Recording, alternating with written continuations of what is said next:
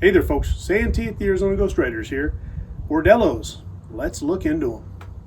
I mean, literally, we're going to actually go into one. Yeah. Let's check it out.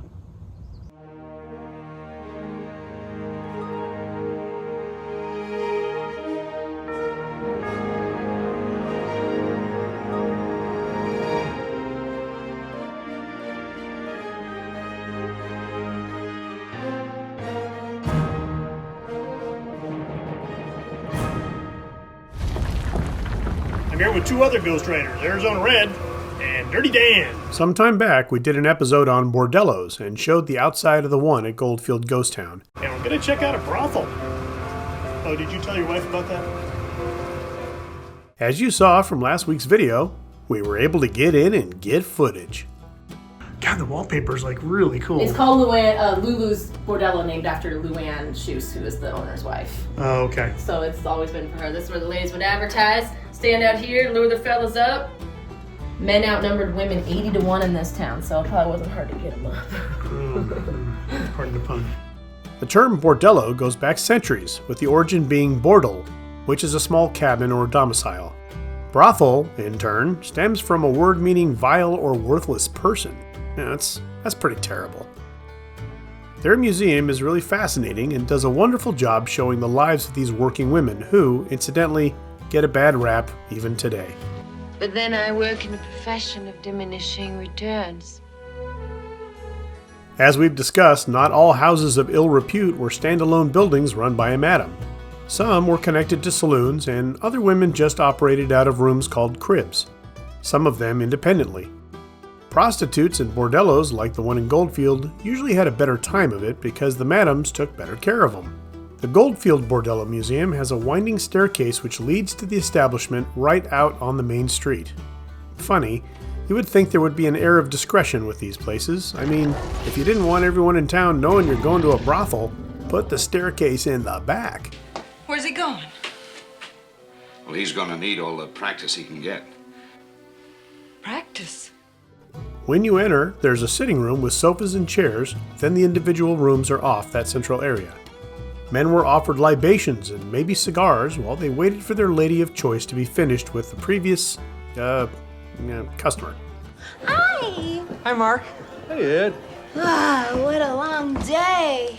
The madam might also employ a musician to make the place feel fancier and also drown out some of the noise coming from those rooms.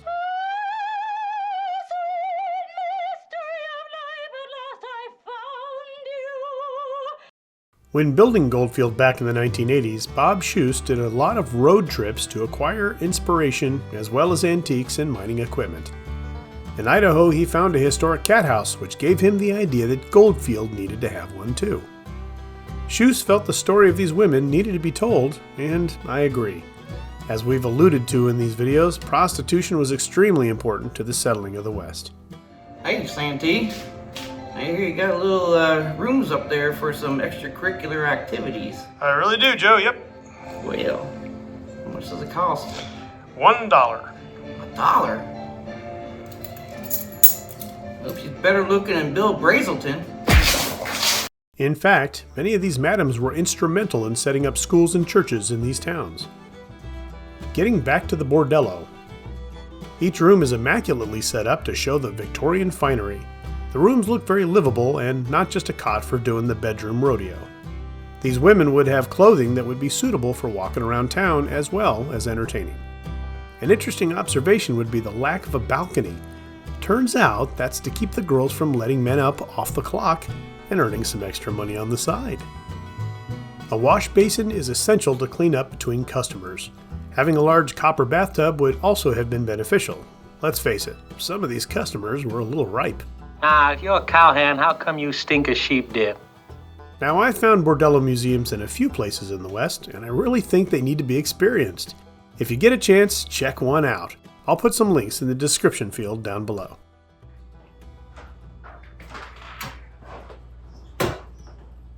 Whoa. Where do you think you're heading off to? I was going to get a drink. Well, you're going to pay me first. How am I going to get my drink? You didn't pay up for what you did in there. All I did was walk around. I mean, I just looked at the place, took some pictures, and it's Don't make it weird. Just give me the money. Enjoy your drink.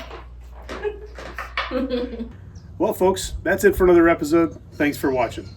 As always, please like, share, and subscribe, and we'll see you on down the trail.